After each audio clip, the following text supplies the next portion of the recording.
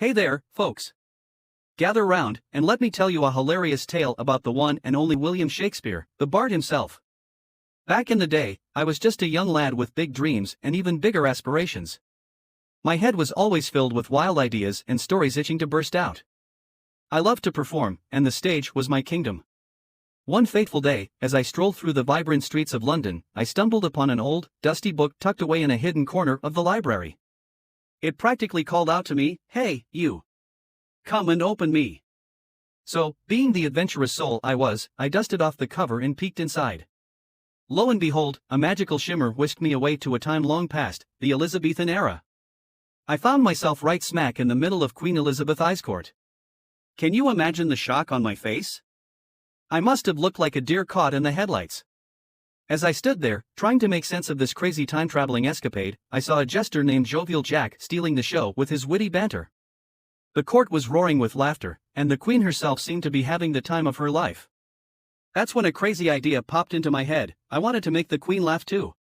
So, without thinking twice, I dashed to the nearest stage. My heart was pounding, but my excitement overpowered any fear. I had no script, but who needs one when you've got a brain bursting with creativity?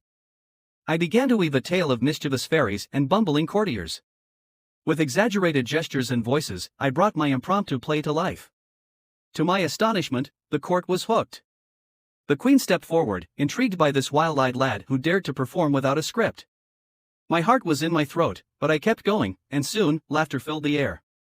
By some stroke of luck, or perhaps magic, my play turned into an unexpected hit.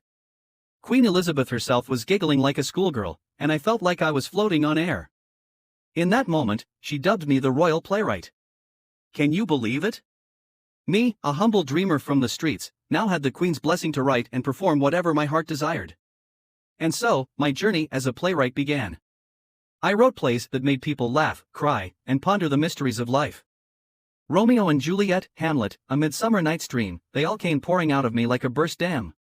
The Globe Theatre became my home, and the streets of London buzzed with excitement.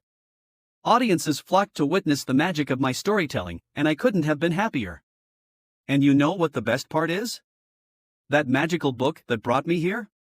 It disappeared into thin air, as if to say, your destiny is yours to create, Will.